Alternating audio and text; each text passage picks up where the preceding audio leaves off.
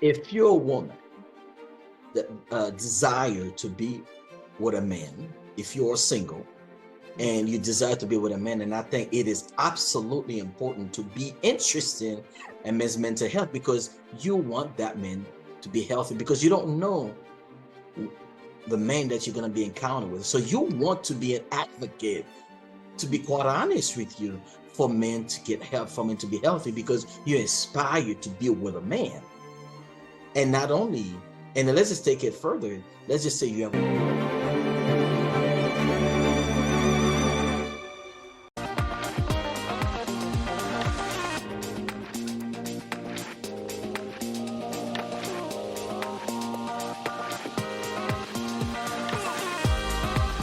Hello, Will. Welcome. Hello, hello. Thank you for having me. So excited. Thank you for saying yes. Oh, absolutely. I mean, I don't know anybody that would say no to you, but hey, I didn't want to be the first one. It happens. It happens. Not often, but it does happen. I'm just kidding. It happens. It's all about timing and everything. So I guess the timing is now because here we are. Yes. Yes. So excited. I'm even more excited than you are, believe it or not. But let me introduce Will to you, dear friend. Who is Will Baptiste? He is a mental health coach. Since he suffered and recovered from multiple traumatic wounds, his mission is to help men to prevent depression, anxiety, suicidal thoughts, and addictions. He is the founder of Will to Rise, where he helps men gain confidence, strength, and courage to become better husbands, fathers, and friends. He is also the founder and president of Rising Men Alliance.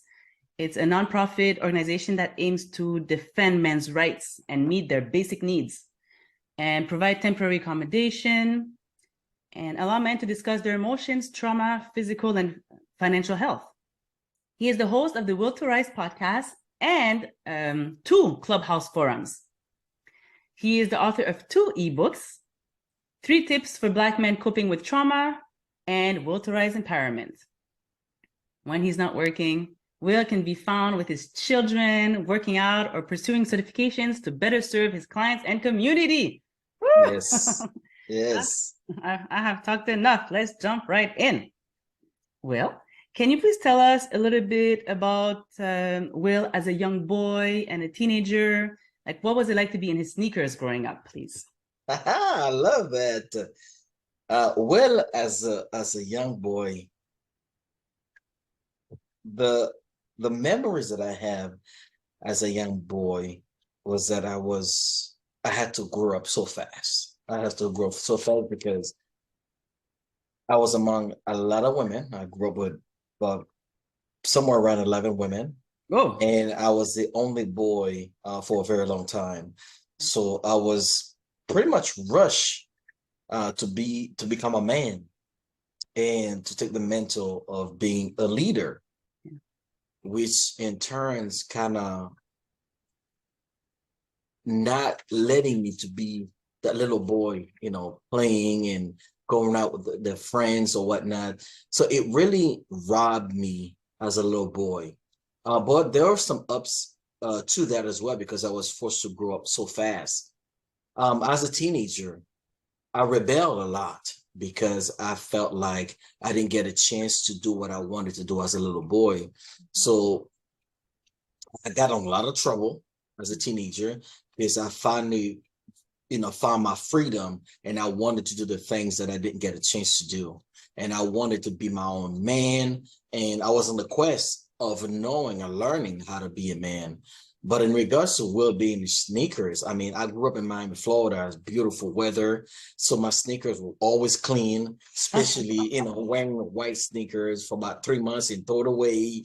And also, not just in my sneakers, but in my sandals. I used to dress with nice Nike sandals with socks. If that, that kind of tell you how old I am. So those are some of the fond memories that I had, as a teenager growing up. Okay. Oh, well, thank you for sharing. Did you say 11 women? Yes. We're talking about from sisters to cousins to aunt and a grandma.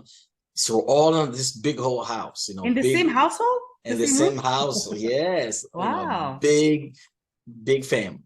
Awesome. So you're like a woman expert, basically, from We'll get into that. I'm not sure so much about women expert because some of the relations that I had couldn't speak to that. But hey, that's another Yeah. conversation for another time. Yes, yes.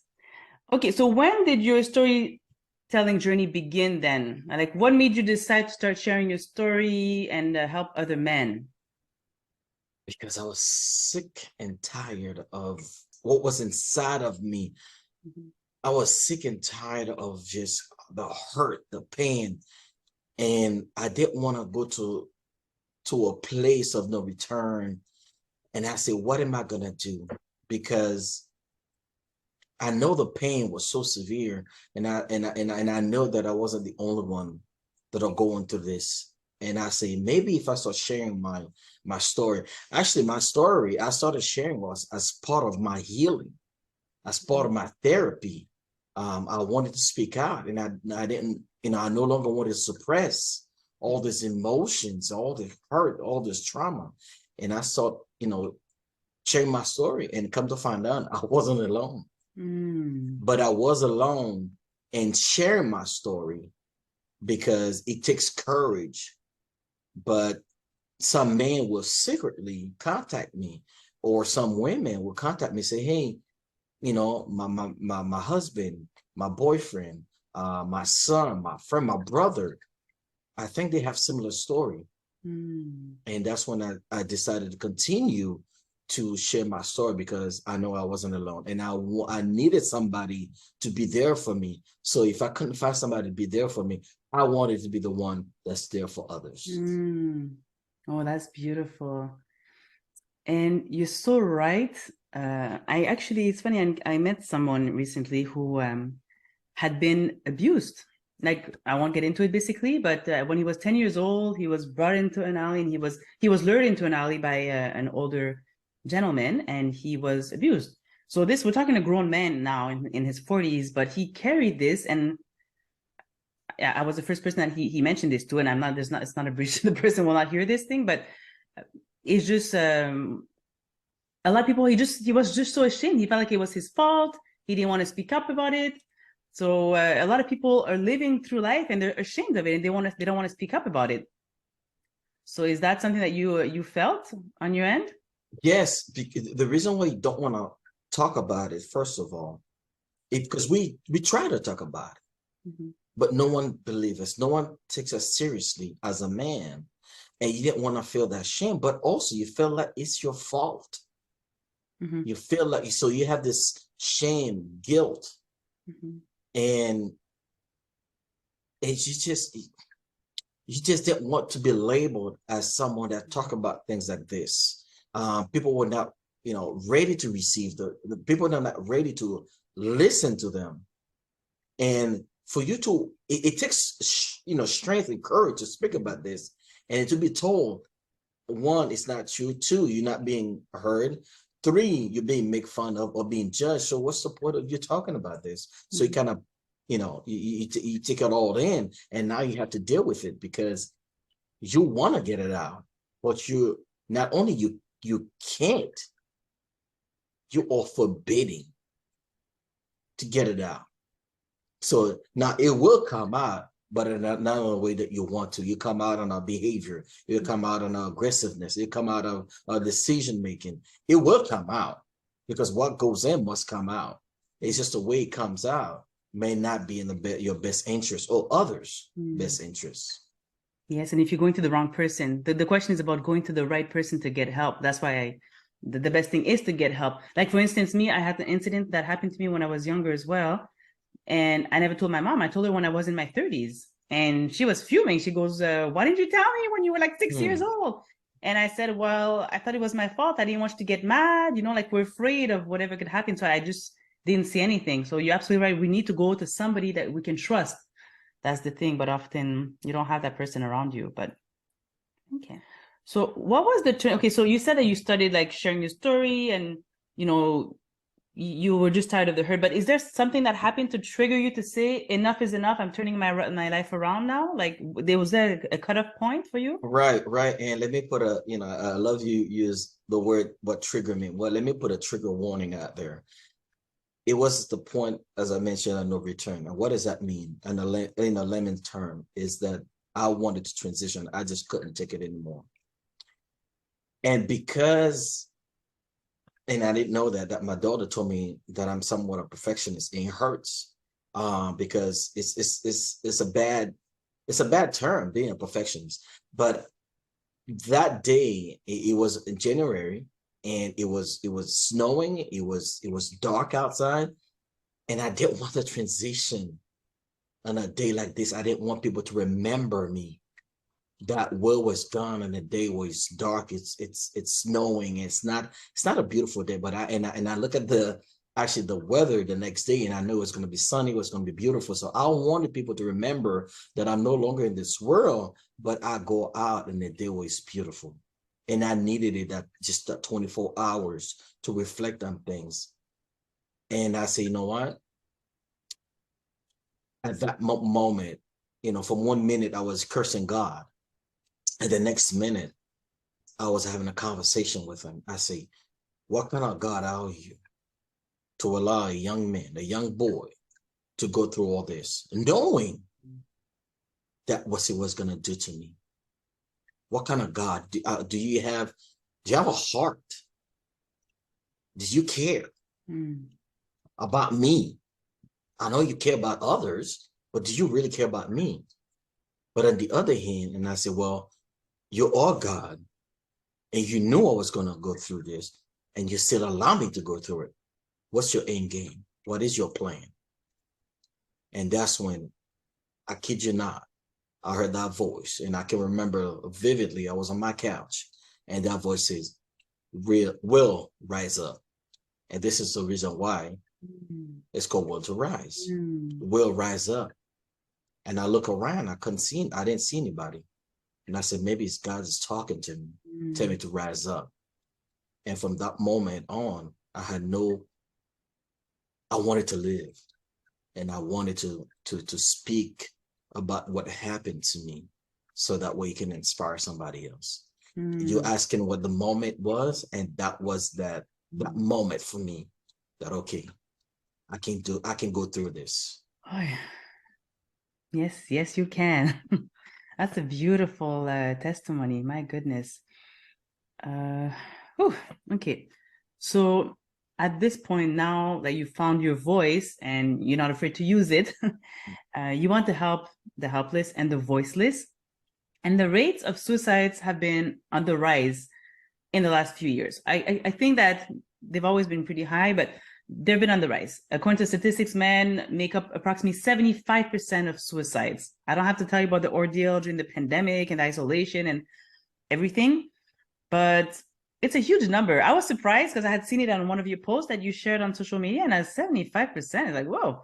So, and as you just mentioned, you had been at the point of having suicidal thoughts a few years ago, and you just didn't see the point of to continue. And you had children at that moment, right? So I'm assuming, right. I'd like right. And also I don't want to mention names necessarily, but there are a few, I'll just take like the Twitch example, for instance. He looked like he had it all, okay, and he just decided to just go. And okay, you were lucky enough that you were pulled back and you were asked to rise up and keep going, but can you share with us a little bit, like, what goes through a man's mind to get to the point of saying, you know what, forget it, I'm out, it's not worth sticking around for? That's a great question, and I'm glad that you asked that question, because a lot of time people think being suicidal or going through that motion is selfish. You got to understand, when you're going through this situation, you have irrational thoughts. You think that people are better off without you. You have nothing to offer. As a man, you're no longer strong. You cannot provide. So you justify all this reason. You give yourself all this reason why he shouldn't live. And a lot of times, those are great. They are good reason, but they're not good enough for you to take your own life because you think you're doing this to spare your family, your friends, this hurt. What are you actually doing? You're adding more to it. But at that moment, there's nothing that's going to stop you because the pain is so severe that you want to stop. Who does not want to stop a pain? Here's the thing. People can't see it because it's an internal pain. If I'm bleeding, you can see it. If I, break my arm or my leg, you can see it.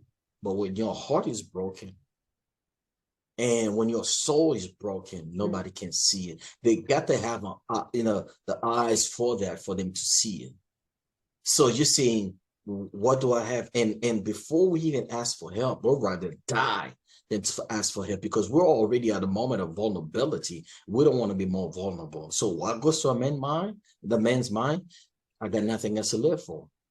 And when we have nothing to live for, and when blood no longer, when dying, when we look forward to dying than to live, then what else can you tell a man? So that's what goes to our mind. And we feel like we are strong by taking our own life because now we're in control. The reason why we want to die because we feel that we're no longer in control. The only thing that we can control right now is whether we die and how we're going to die. We can control how we die because we're going to go through the motion ourselves. So we're dying thinking that we're dying with dignity, thinking that we're dying with strength because we actually did it, not life that did it to us. Whoa. Oh, I never looked at it that way. Okay. Yeah, this makes a lot of sense. I can understand the rationale that, okay. Well, I mean, coming from your mouth, I'll take it as it being a very, very, yeah, it makes a lot of sense. So because the thing is, I've been depressive, but I've never been to the point of being suicidal because my mom, she was a hardworking lady and, my child, there was always a reason. I was like, I cannot do this to them. And again, it's not a thing about feeling that they were selfish. The men, I guess they were at the point of despair where there was no light for them on this earth. But I do recall having the desire when things were so overwhelming, like I just wanted to disappear. Like not a rational thing, let me die or anything, but just like I just want to remove myself from the situation and get out, But that's not the same situation, I guess. This is a milder version of just wanting to just get out altogether. Yeah. Yeah, but you say it's a mild version, but it is your version. Yes. Who am I to say it's a mild version versus mine? What's mild for you could be someone else's it's just no turning point. So to each his own. So it's hard to say because we all have a degree of pain. Yes. We all have a degree of what we can take to what degree that we can take that. Yes, you're right. You're right. It's not a competition with who's suffering more. Exactly. That's correct. Yes, we all have our own pains and we all have our own stories as well. Well, we all have our pain threshold. Yes. To what degree that we can take this. That is correct. Yes, my brother.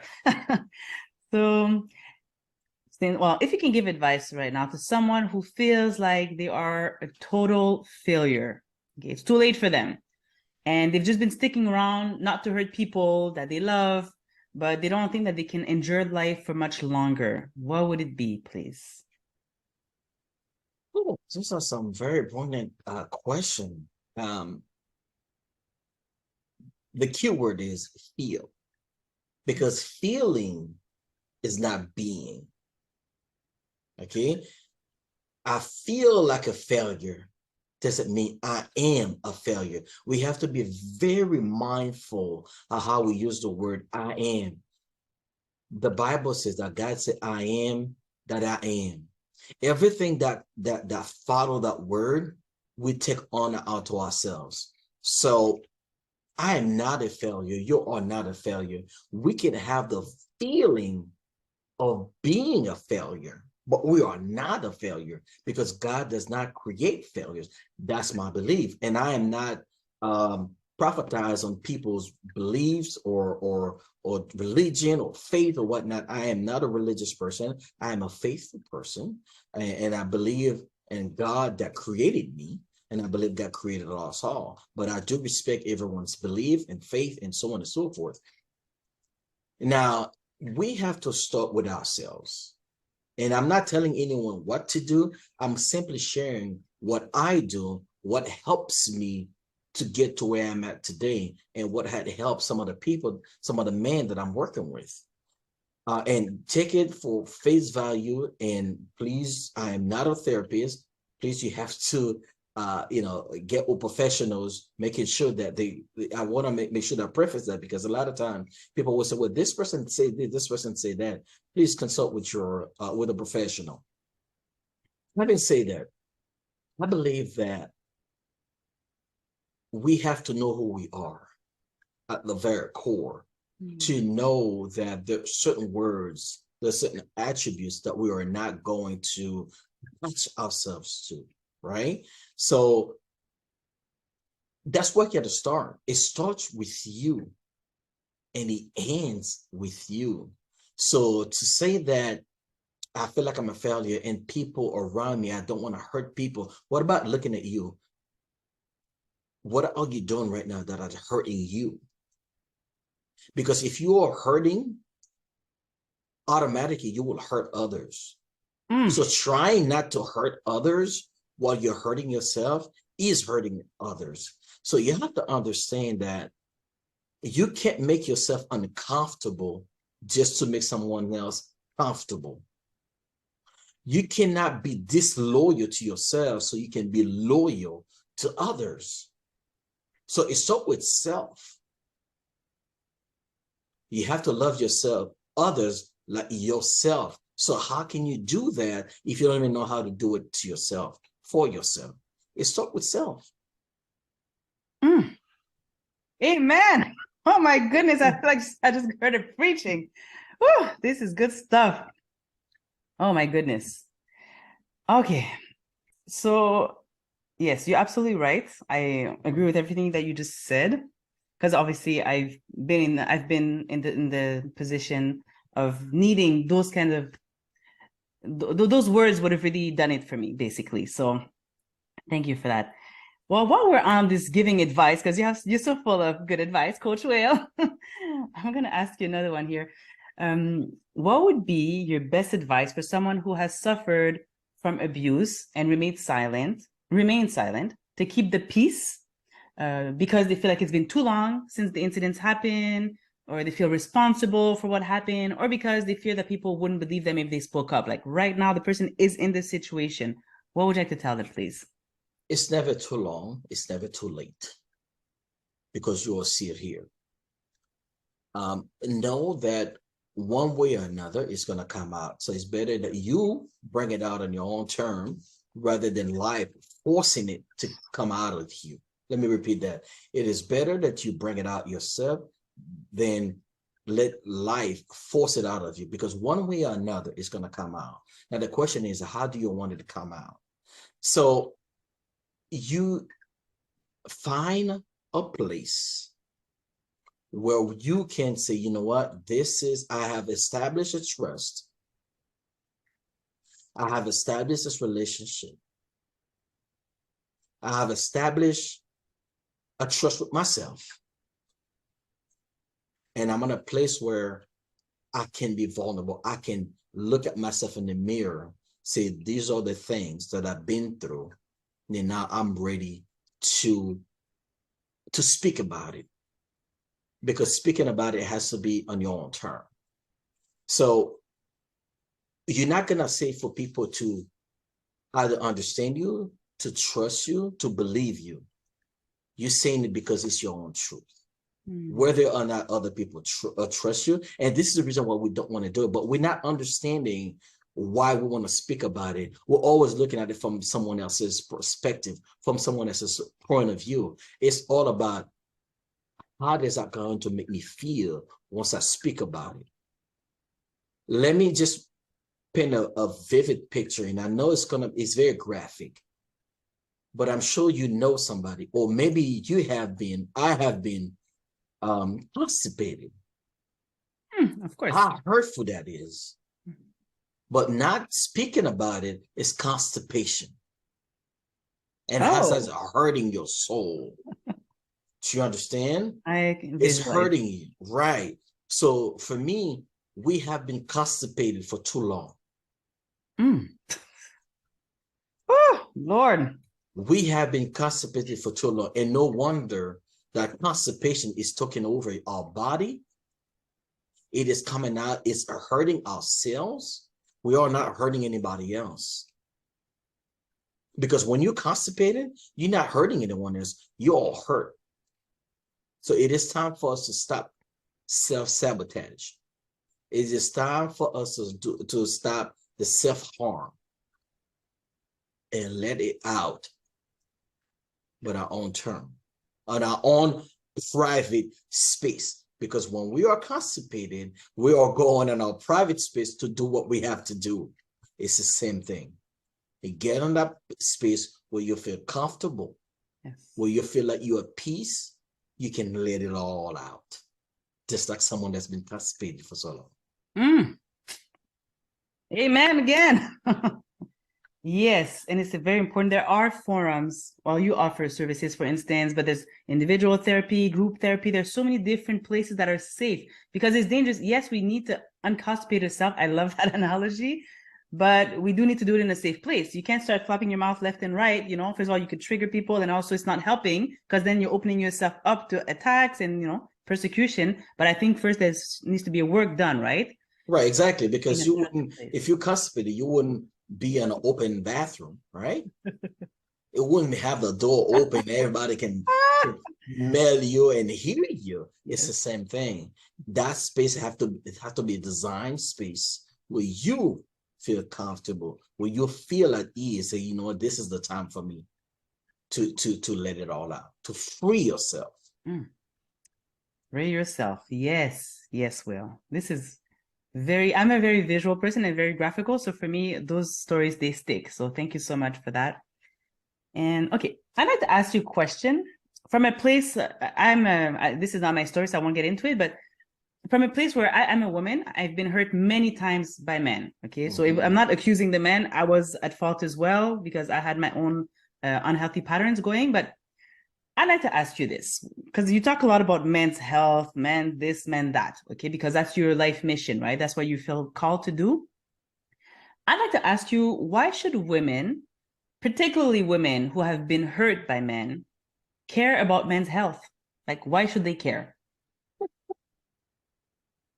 If you're a woman that desire to be with a man, if you're single, and you desire to be with a man, and I think it is absolutely important to be interested in men's mental health because you want that man to be healthy because you don't know the man that you're going to be encountered with. So you want to be an advocate, to be quite honest with you, for men to get help, for men to be healthy because you're inspired to be with a man. And not only, and let's just take it further. Let's just say you have a brother. Let's just say if you have a son, you have more reason to want men to be healthy, not just for your own selfish gain, but because we need men in this world. Just like we need women in this world. Because when our men heal, our community heal. And we want to protect you. We cannot protect you when we are hurt. We cannot protect you when we are unhealthy. We don't have to be in a relationship with you to want to protect you. We don't have to be in a relationship with you to want to provide for you, whatever that provision, whatever ways, shape, forms it can look like. So you have as much interest in as much needs, reason for us to be healthy as much as we want to be healthy. So the question you ask, which is a very legitimate question, why do I even care about a man's since I've been hurt? Well, you don't want to be hurt again. So that's why you should want and desire for men to be mentally healthy. Yes. Yes, yes. Okay. Absolutely, yes, you're right. Obviously, I want all of the humans to be well because I see the planet as being filled with wounded creatures walking around, okay? Some people choose to do the work, some people don't. They continue with their unhealthy patterns. So yes, I'm all for healing. because again, there's a lot of single women. I know a lot of amazing, phenomenal women who are single, and and they're complaining, men are not available. So go on and on and on. But basically, yes, or the men that could be available are not, because they're not emotionally available. They're hurt, they're wounded, they're not working on their heels. So yes, I absolutely agree with you. I just wanted to hear the man perspective, and you gave it. Thank you very much. And okay, you're a very busy man, Will. You're an entrepreneur, you're a coach, you're an author, you're a podcaster, a clubhouse host, a father. How do you stay grounded and balanced? In other words, how do you keep your mental sanity? I need to hear this, please. All right, this is probably the first time some people will hear this. I don't believe in balance. But what I do believe in is harmony. Let me explain, because everything that I do, because I cannot do podcast 50% and do coaching 20%. And sometimes I'm going to have to do the podcast 80%. Sometimes I'm going to do the clubhouse 20%. Sometimes I'm going to do the coaching 10%. So there's no balance there. But what there is harmony. How do I harmonize all of those things? How do I keep them in sync? Now, here's the thing. Everything that I do are in harmony. Why? Because I'm not doing podcasts about mental health and I'm working at McDonald's. Okay? These just to show you different. So as a mental health coach, as a mental health podcaster, and so everything is in harmony. And ultimately, and being a father. Now, what are the best title or position that I could have is being a father. Well, the reason I'm saying that is because my children are helping me to become the best man and the best father that I can be, because I choose to listen to them. And the reason why I'm able to listen to them is because I had to go back and father that wounded little boy that's inside of me. And I could not be the best father I could be had I not healed, had I not be there and understand what it's like to father that little boy. Now I can show for my children. So for me, that's the way. All of those things that you just mentioned, being an entrepreneur, podcaster, mental health coach, all that is what keeps my mind sane. For me, that's what keeps me mentally sane, is doing all this thing in a harmony way. Although it may look like I'm doing a lot of different things, but at the end of the day, they're all that link that keep that chain. Those are all the links that are intertwined. They are interconnected. I'm not spreading myself out thin. They're all like this, one on top of each other. And that's what really helped me to stay mentally sane. But I have to say mentally sane. If I'm going out there and providing this roadmap, because I'm not providing destination. I'm showing you this roadmap and showing the territory. I want to find a way to keep myself mentally sane and mentally aligned. And I hope that answers your question. Yes, it does. I like that. Yeah, I threw balance off the.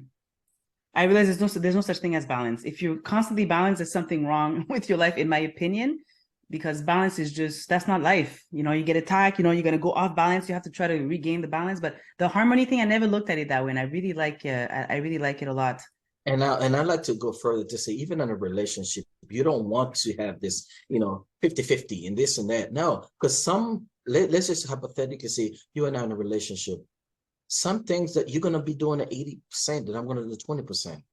Sometimes, even as quote unquote a leader, some things I cannot lead because that area, I understand that's not my strength, it's my weakness. So are we balanced? No, but we are in harmony, because when you're at 80%, I know that to scale back, I can still help, but you need to take the lead because right now I cannot lead. So the balance thing that people talk about, it's really about harmony, synchronicity. That's what it should be all about. Yes, and I agree with that. And furthermore, I'd like to say, when we talk, because actually I want to ask you some questions on the relationship, so you brought us right there. So the thing with, yeah, sometimes in life, you know, state of mind, you wake up, you know, you're in a good place mentally, but then the other person is depressed. You know, you can't expect the person to pour in as much into the relationship. So it might be 80-20 exactly. But then some other days things are great, you know, we're about the same. But if not, sometimes, yeah, you lose somebody, you find somebody in your family passes away, you're at 0%. You need the other person to do everything, take care of the kids, you know. So yes, I do believe that. But the thing is, if it's always one-sided, I feel that there's something wrong with the relationship. I feel overall, if there's really true harmony, it's going to go like this and like that, and you know, something Absolutely. like this. And overall, not to compare statistics here or like percentages, but I feel like it should somehow line up to something that makes more sense on many years, for instance. Absolutely. Totally agree. We agree on something. Well, we agree on pretty much everything so far. So, all right, let's talk about relationships. Since you're a coach, you've given me good advice in the past. So I'd love to why don't you share some more wisdom? Here it is. What is your take on people who are navigating to heal from their past wounds? Okay, because you'll agree with me, like you never like 100% heal. I'm great. I'm perfect. You know, there's no such thing. So they're feeling lonely and trying to date. You know, it's winter, it's cold out. So do you think that they should get fixed? Okay, or do you think that there can be any value in dating to get, you know, just to see what's out there, or to see if they can get better at the dating game, or just to grow? What do you think of that? Something that needs to be fixed, that means something that's been broken. Okay. That's why I put the brackets. Okay. Yes. Right. All right. We've had some obstacles, we had some past trauma, but we are not broken. And I know this is a word that we like to use. I don't think that you need to wait, because you will never be 100%. But one thing that I will highly recommend, that is to know yourself. Now, if you do not know yourself, then relationship is not for you. And I'm going to explain. I am not a relationship guru. As a matter of fact, far from it. And full disclosure, I have been divorced more than once. Actually, I've been divorced once, and I'm in the process of my second divorce. But I would consider myself as divorced because I have divorced the person that was married to that person. I have divorced the old me. So therefore, I feel like I've been divorced because I have divorced my old me. With my old me is who was married to that person. Okay. And I know it can sound this is the way I look at it. And I've been divorced emotionally. I have been divorced physically. I just not been divorced legally. Okay. Because I do believe that marriage is not a contract, it's a covenant, not a contract. So the fact that I'm no longer in that covenant, I, Will Baptiste, feel like I have been divorced. Okay, we're gonna park it there. Now let's come back. I do believe that you need to know yourself. Now, for 40 years, and this is what I've told in my podcast, and some people are like, how could you say that? You've been lying this whole time for 40 years. You've been lying to everybody. Yes, I have been lying. I've been lying to you. And I'm not going to say I'm sorry, because the I am is I will ask for forgiveness. And I'll ask myself for forgiveness, because I was lying to myself as well, because I didn't know who I am. So therefore, I was projecting something. I was telling people who I was based on what I was told, based on the label that I was put on me. And it wasn't until 2 years ago I began to know who I am. You have to know yourself. How are you going to tell somebody to love you based on a lie? How are you going to tell somebody to trust you based on a lie? How are you going to tell somebody to even come into a relationship with you based on what you tell them, and then when they can get a relationship with you and realize you're not that person? So know yourself. And how are you going to know yourself? And in one of my ebook, the 3 tips, which there are many more. I'm going to be working on a revised ebook on that. those are the 3 steps, and I believe those are the fundamental steps that we have to take. First, we have to do the self-aware. We have to be self-aware of who we are. Who am I as a person? Hold that mirror in front of me and get to know who I am. And I'm not going to go into too much details. And the second step is to acceptance. You have to accept the fact that there are things that happen to you in your life that you cannot change. Mm. And third, you have to start taking action, whatever that action looks like, whether it is meditation, whether it is a spiritual path, whether it is therapy, whatever that path is, whether it's a group, you have a group where you go in every week or so, you have to do that. Until you know yourself, you shouldn't be in a relationship, because that person have no idea who they're going to be in a relationship with. Now, once you start doing that work, I would say, yes, date. And I think we have this, and I'm going to put that out there, and some people may look at it, oh, this is disingenuous. Yes, you can date multiple people. When I say multiple people at the same time, because you are not in a committed relationship, you are dating people to get to know who they are.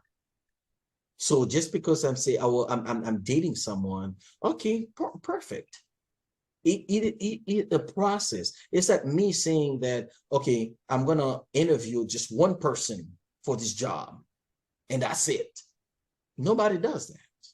Now, you may be the right person for the job, but I think it's fair to say, well, let me see who all the other candidates are, without making any promise. See, here's the problem with dating, is that we make promise to a lot of people without knowing whether or not we're going to be able to keep that promise.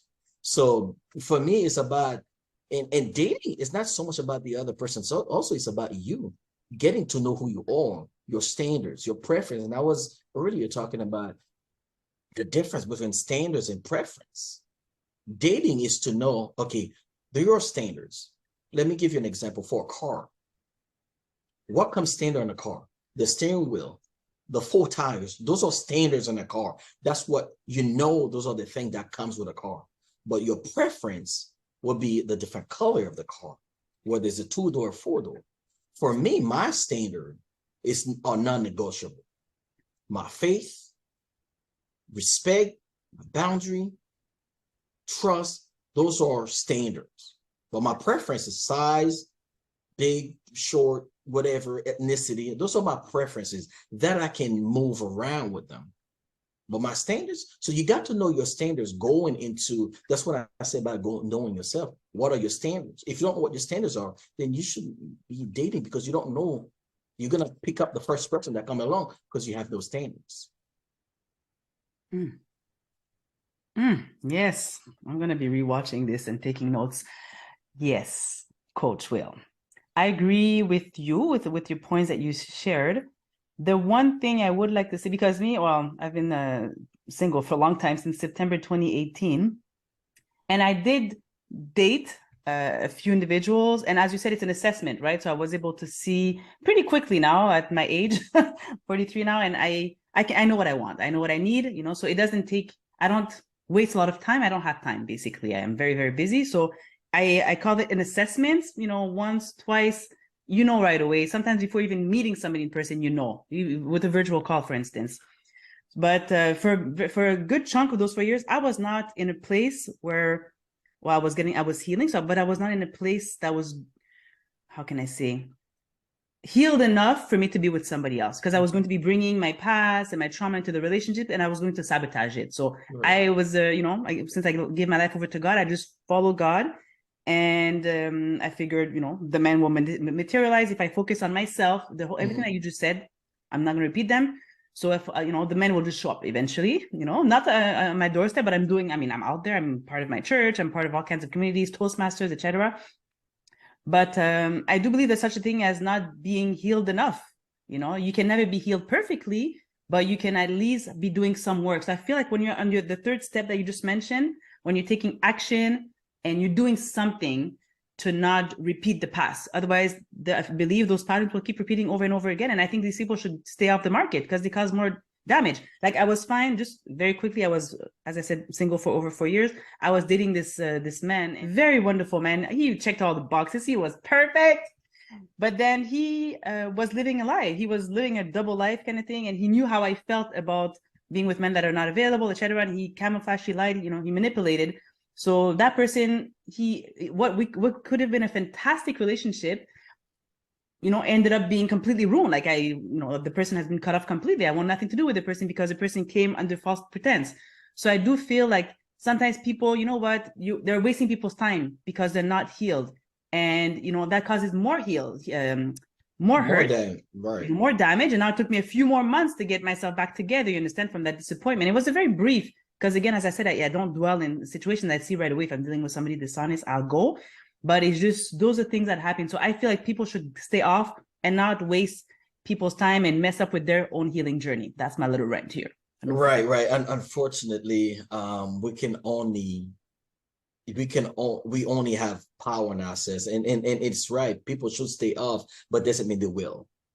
So yeah. I think they're being disingenuous, and they're actually hurting themselves furthermore. Mm-hmm. And all we can do is just pray for them and continue on our healing, because we can want everybody to be healed and to be available.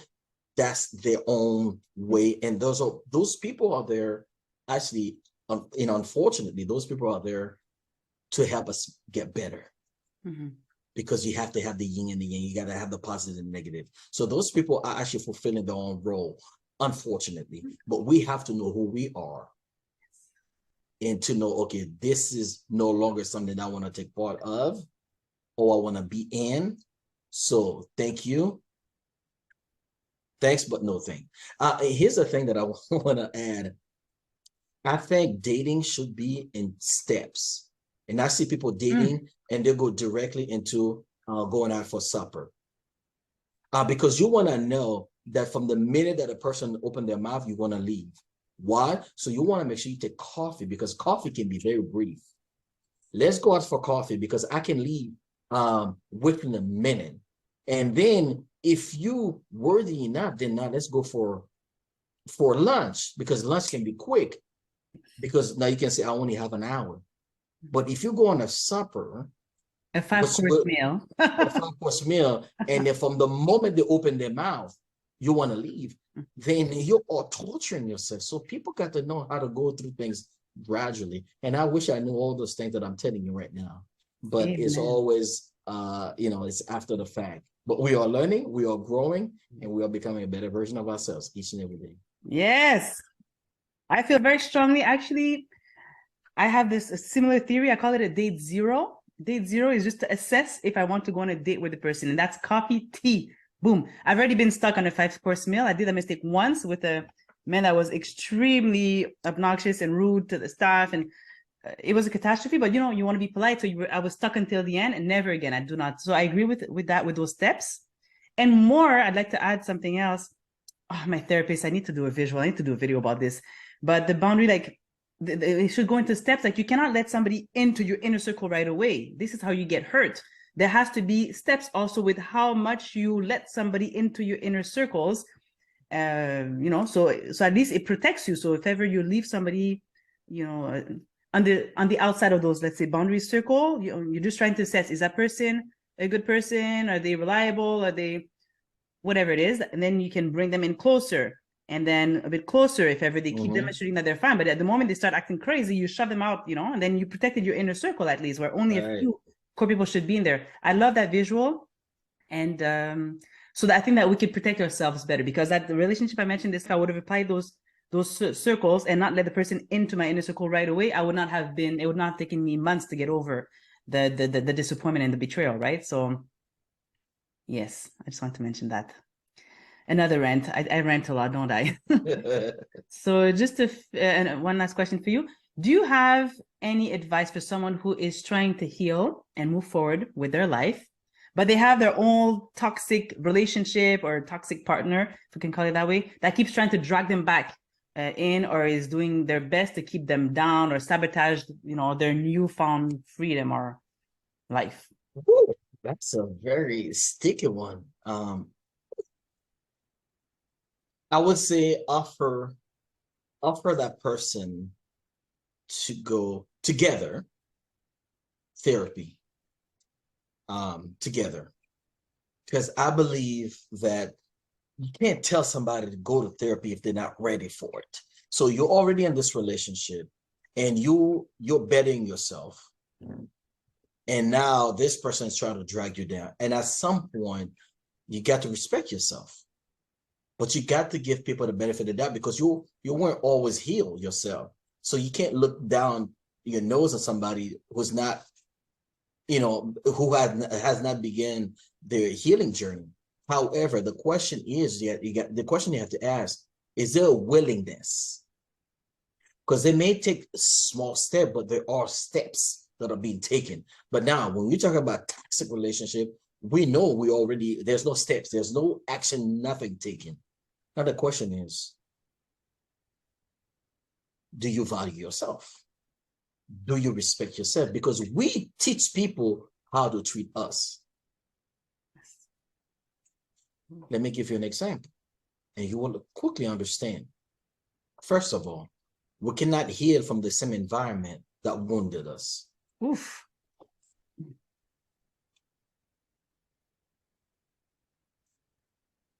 Let me give you an example. Or let me give you an example of how we don't understand our value. Let's just say we go to this grocery store. We have a bottle of water that costs about 99 cents at the grocery store. I take the same bottle of water. I take that to the soccer game. Now they're selling the same bottle of water at the soccer game. Now all of a sudden the bottle of water is about $2.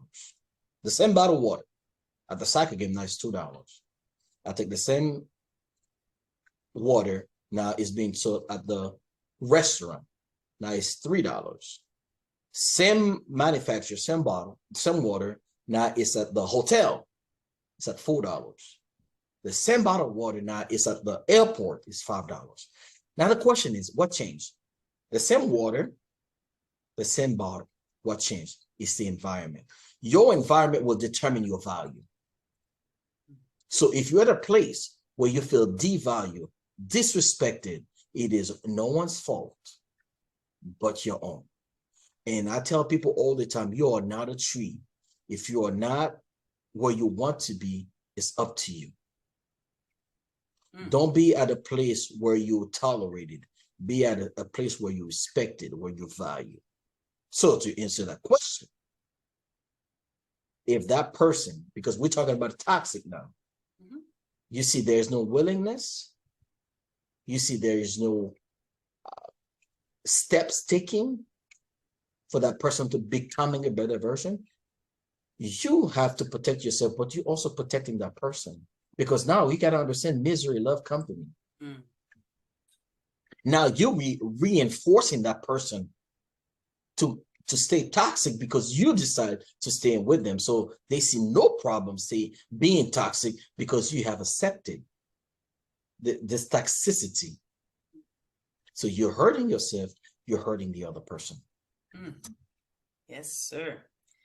Just to add to this quickly, because I think you just missed when I said the old toxic. I love that answer. So that's perfect that what you said. You're talking when somebody's still in a current toxic relationship, and there's plenty of people who are in this situation, let's face it.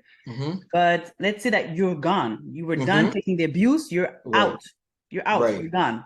You want nothing to do with the person. Too much damage has been caused. You're trying to just pick up your pieces from the floor. Right. So now my question really is, what do you do? The person's trying to lure you back in because they see what they've lost. My question was, what was your best advice for somebody to just cut it off, Right. Why does this person still have access to you?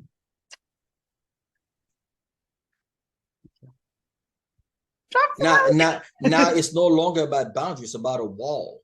We're no longer putting boundaries, because boundary is being flexible. Having boundaries, that person's still within your circle. Now you need to put excuse my French, a damn wall that is unpenetrable. Why is this person still have access to you? Because you could be available to everyone, but accessible to a few. Be available to everyone, be accessible to a few? Why are you still available and accessible? This person shouldn't have no part of you. Now it goes back to you. Why they're still around? Why do you still keep them around? I don't care who they are. If they want to be around, there's a price, because you are the jewels. You are every bit of God's glory. Why do you have those type of people still have access to you? That's my 100%. question. I love that. And I just like to mention something else. Sometimes you have kids with people. Okay, I'm talking for people who I know you're stuck. You have to change the child. You have, you're in the process of a divorce. You have to communicate with the person. You have a common property or thing, so you still have to have access. So you can't completely block it off, because it sounds beautiful. Block it off, sure. But unless you meant energetically or emotionally block it off, but the person, if they still have access to you for whatever reason, that is a dilemma. That is something we have to deal with as human beings. Those are the consequences of the decision that we have made in the past. Now we have to live with. We have made a decision to be with this person, to be married with this person, to have children with this person. Now you're gonna do the best that you can.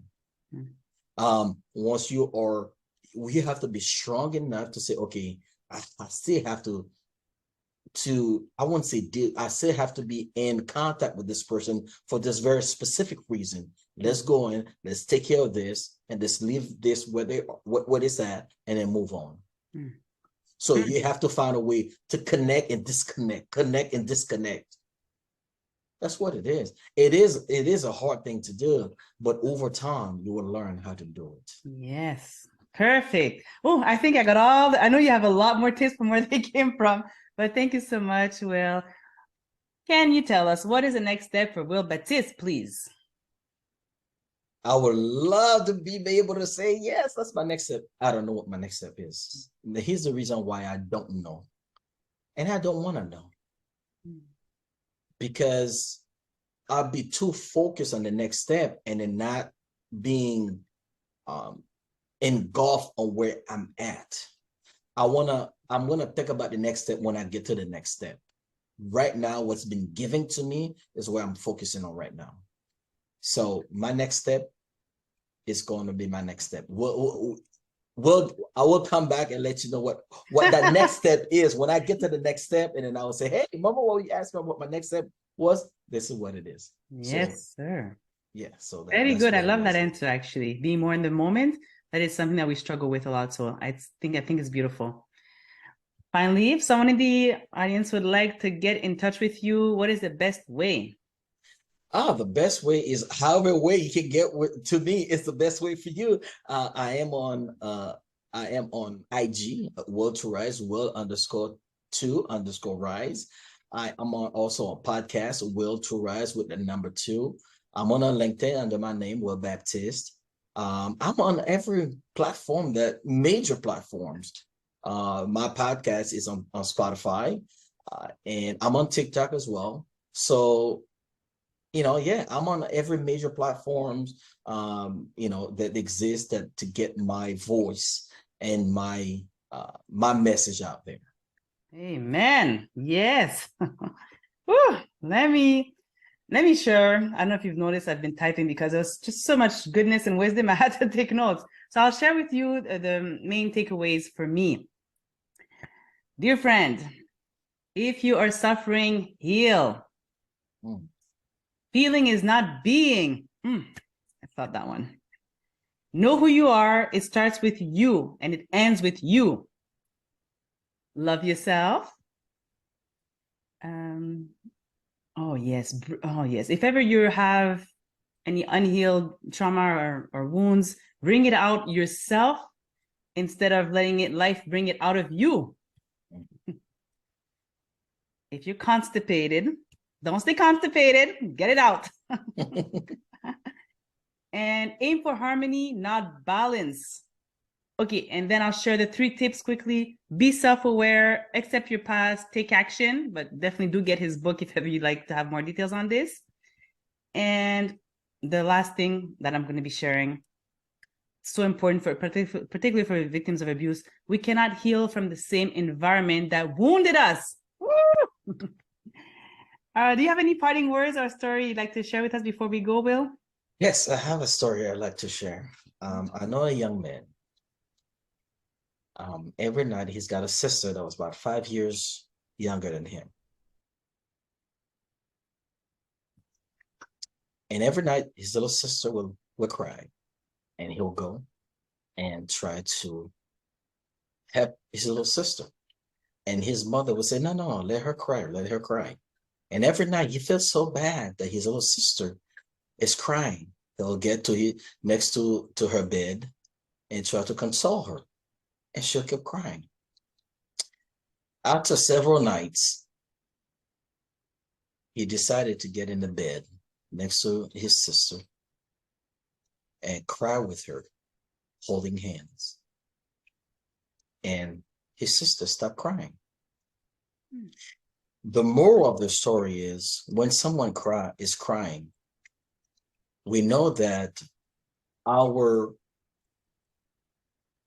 what we want to do is to want to stop this person to cry, console that person. But sometimes we just need to cry with this person. We just need to be there and cry, because a lot of times we want to help someone by stopping them. But it's not about stopping someone. It's not about consoling someone. It's about being there at the very particular moment and helping that person to understand. Not only did I feel you, but I'm here. I'm crying with you.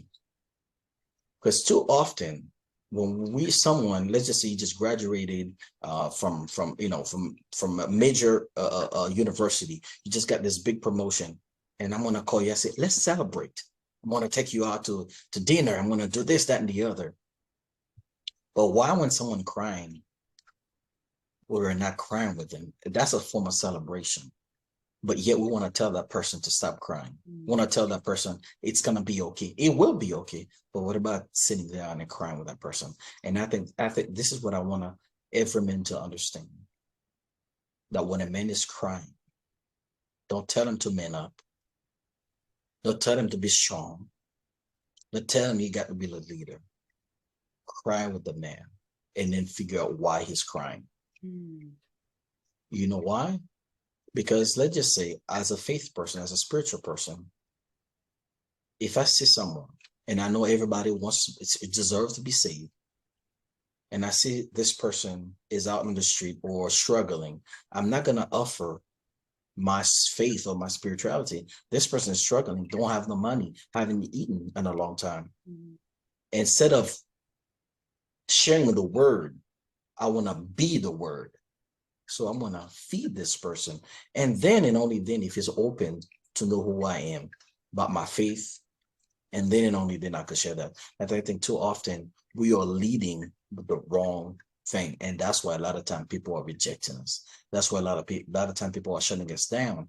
That's why a lot of time people don't want to listen to us, because we are leading with what we think the person needs versus what the person actually needs. That will be my final thought. Beautiful, Will. Thank you. Thank you so much for your time. I know how busy you are. I had such a good time. I knew we'd have a good time. We always have a good time talking. So thank you so much for all this wisdom that you shared with us. And dear friend, I hope you enjoyed this half as much as I did.